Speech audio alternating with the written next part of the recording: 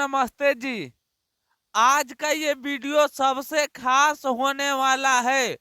ये 50 तो ऑब्जेक्टिव महत्वपूर्ण लाया हूँ, किताब के निचोड़ है भाई साहब। कुछ ग्रामर है, कुछ किताब का है। मोस्ट इम्पोर्टेंट ऑब्जेक्टिव लाया हूँ जो क्वेश्चन बैंक में सबसे ज्यादा बार रिपीट किया है, आने का संभावना है इस बार परीक्षा में।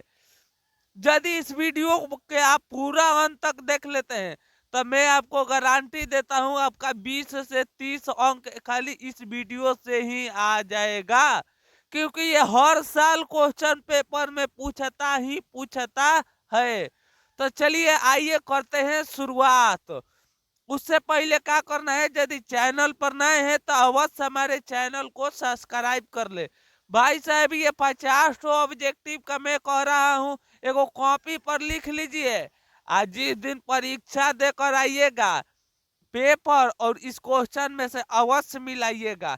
देखिएगा क्वेश्चन इसमें से सीधे पेपर में लड़ेगा ही लड़ेगा, क्योंकि बहुत मेहनत से इसे खोज कर लाया हूं ऑब्जेक्टिव। ज्यादा बे टाइम नहीं बोलूंगा, चलिए आइए करते हैं वीडियो को स्टार्ट। आप खुद क्वेश्चन देखिएगा तो बुझा जाएगा बीबीआई है कि नहीं है। ठीक है, तो आइए बढ़ते हैं पहल का क्वेश्चन की ओर। के क्वेश्चन मोस्ट इंपोर्टेंट और बीबीआई सवाल। शेखर एक जीवनी उपन्यास किनकी रचना है बबुआ? तो याद रखिएगा सचितानंद हीरानंद यज्ञ जी की है। लगा लीजिए 2026 के प्रथम पाली हो चाहे द्वितीय पाली, ये पेपर में आएगा। एक वृक्ष की हत्या शीर्षक कुंवर नारायण ने किस संकलन से लिया है? तो इनका राइट आंसर याद रखिएगा इन दिनों से लिया गया है। कवि बीरेन डंगवाल के अनुसार जीवन का महत्वपूर्ण क्या है? तो इनका राइट आंसर याद रखिएगा संघर्ष है। जीवन में संघर्ष करना चाहिए। अगला सवाल देखिए, ब्रिज बीज क्षर शीर्षक काव्य संकलन किनकी रचना है? तो इनका राइट आंसर याद रखिएगा अनिमिका के। कवि जीवनानंद दास का जन्म कब हुआ था? प्रथम पाली न तो द्वितीय पाली में अवश्य ये सवाल रहेगा, तो 1899 में। अगला सवाल देखिए, जीवनानंद दास की शीर्षक कविता को रविंद्र दत्त युग के श्रेष्ठ प्रेम कविता की संज्ञा दी है।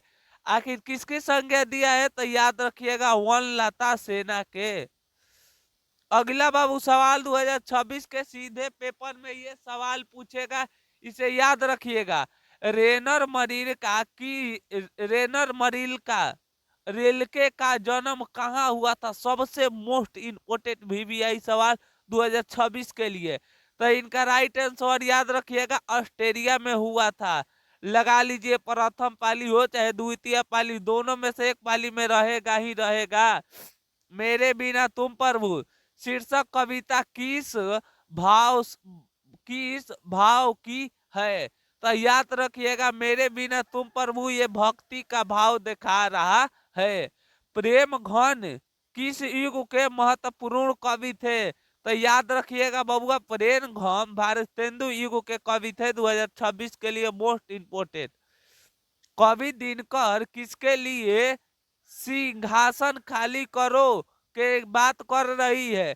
तो याद रखिएगा जनते के लिए बात कर रही है। अभी तक आकर 10 ऑब्जेक्टिव सवाल समाप्त हुआ।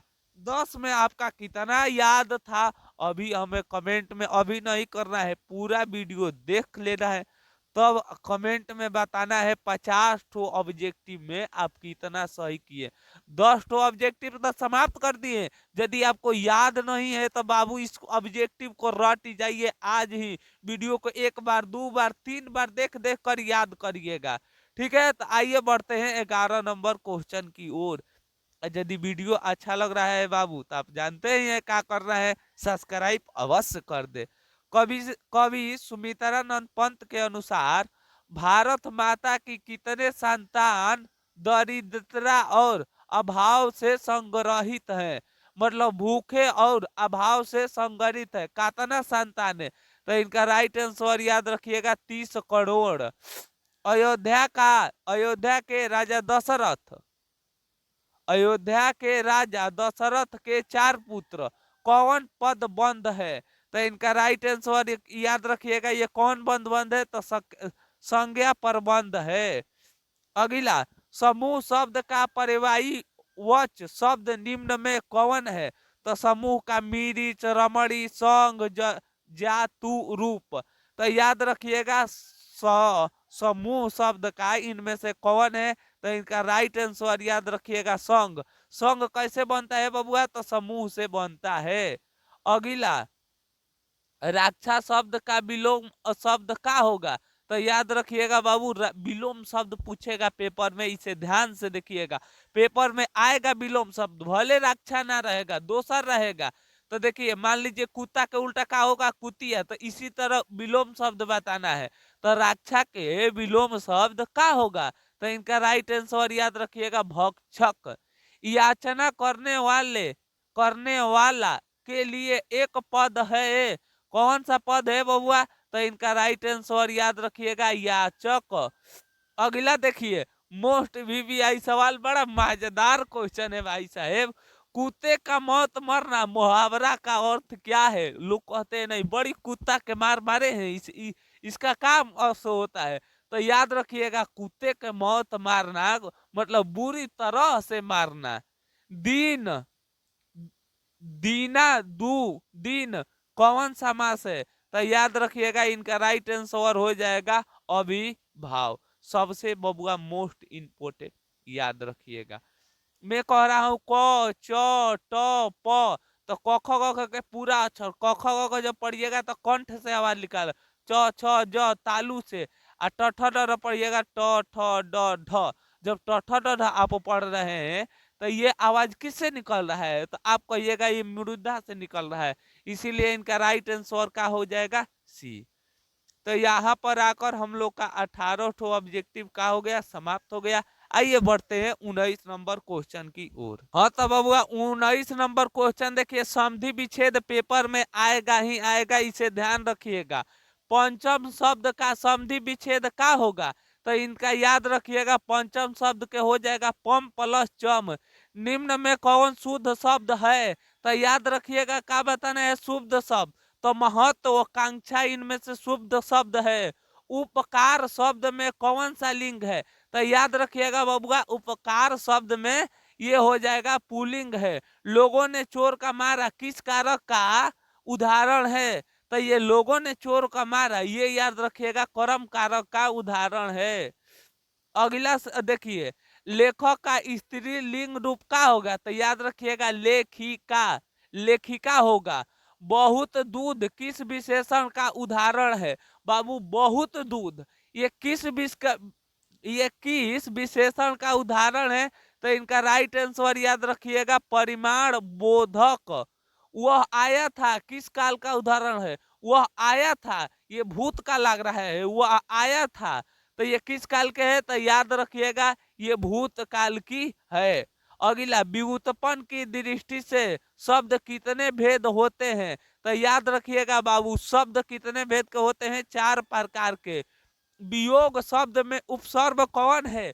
तो जो शुरू वाला होता है उसे कहते हैं उपसर्ग, और जो लास्ट में आता है उसे कहते हैं प्रत्यय। तो इनका वियोग शब्द में बी का है उपसर्ग है, और जो योग बाच गया ये का हो गया? प्रत्यय हो गया। इसी तरह उपसर्ग और प्रत्यय को देखा जाता है। हसोड़ा शब्द में कौन प्रत्यय है? तो याद रखिएगा बाबू, हसोड़ा शब्द में ओड़ा और फिर से हो सो, ये उपसर्ग हो जाएगा, और ओड़ा का हो गया? प्रत्यय हो गया। अगला सवाल देखिए, ग्राम, ग्राम शब्द का विशेषण का हो जाएगा? तो याद रखिएगा, ग्राम शब्द का विशेषण हो जाएगा ग्रामीण। चौराहा कौन सा समास है? तो याद रखिएगा बाबू, चौराहा द्विगु समास है। अ ई उ है, ये कौन सा है बाबू? तो इनका राइट आंसर याद रखिएगा, ये एक प्रकार की दीर्घ स्वर है। अगला सवाल देखिए बाबू, फ का उच्चारण स्थान क्या होगा?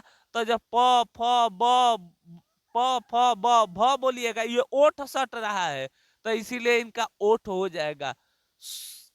ईसवार स्वार्थ का संधि विच्छेद का होगा। देखिए 2 गो संधि विच्छेद अभी तक आया है, अभी और आएगा 2 गो 3 गो संधि विच्छेद, प्रत्यय, उपसर्ग, ये सब हर साल पेपर में आते हैं। तो स्वार्थ शब्द का संधि विच्छेद का हो जाएगा।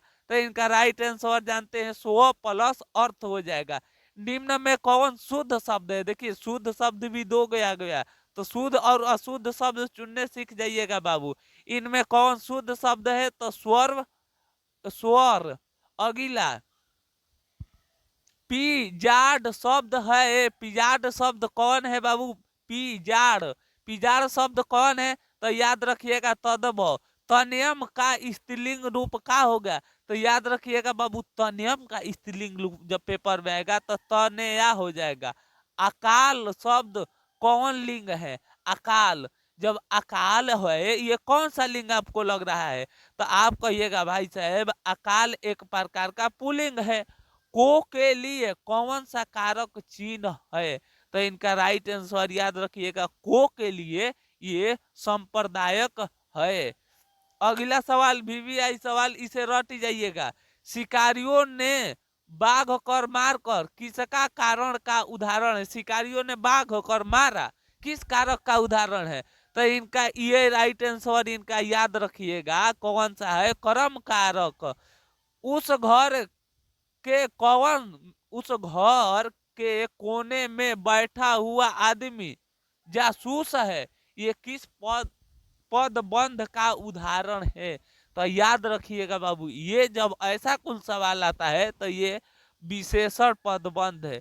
जो लड़के अच्छे होते हैं वो परिश्रमी होते हैं, किस वाक्य का उदाहरण है? तो इनका राइट आंसर याद रखिएगा मिश्र वाक्य के। तो यहाँ पर आकर हम लोग का 42 ठो ऑब्जेक्टिव का हुआ समाप्त हो गया। यदि बाबू आप 42 में आपका 30 40 भी सही हो रहा है तो आप खुशी मनाइए, आपका पेपर में कोई भी रोकने वाला नहीं, आपका तैयारी बहुत बेहतरीन है। यहाँ तक वीडियो देख लिए हैं तो आगे आने वाला अभी और वीडियो बाकी है।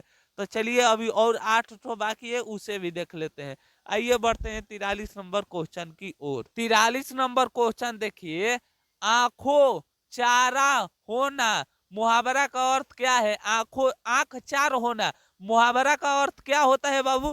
तो याद रखिएगा जब आपका आंख चार हो जाएगा तो अमने और सामने होना, समान एक ही उदर से जन्म लेने वाला एक शब्द है, ये कौन शब्द है?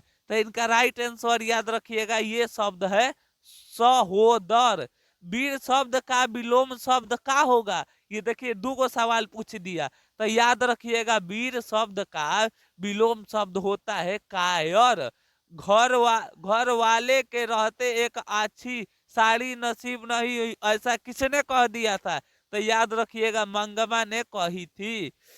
अगला, घर पर 2 लड़के और साल भर के लड़के को लेकर कौन अकेले रहती थी? तो याद रखिएगा ये लक्ष्मी रहती थी। माँ के कितने पुत्रियां थी? तो याद रखिएगा बबुआ माँ के, चाहे बाची, माँ के कितने पुत्रियां थी? तो 2। यह बात अच्छा नहीं लगता कि माँ इधर उधर भटकेगी, यह बात किसने कह दिया था? तो इनका राइट आंसर याद रखिएगा कैलाश ने। भर आया आंखों पोंछकर, किसने आकाश की ओर देखा? तो याद रखिए ये बात सीता ने देखी थी। फाइनली आपका क्या हुआ बाबू? 50 ठो ऑब्जेक्टिव समाप्त कर दिए। अब आपका बारी है, कमेंट में हमें बताइएगा 50 में आप कितना ऑब्जेक्टिव सही किए हैं। अवश्य बाबू कमेंट में याद करिएगा, मैं एक एक कमेंट देखूंगा आप लोग कमेंट किए हैं कि नहीं। तो चलिए तब तक ले मिलेंगे एक और नई वीडियो के साथ, तब तक ले हंसते रहे, मुस्कुराते रहे। जय हिंद दोस्तों, तब तक ले मिलेंगे एक और नई वीडियो के साथ।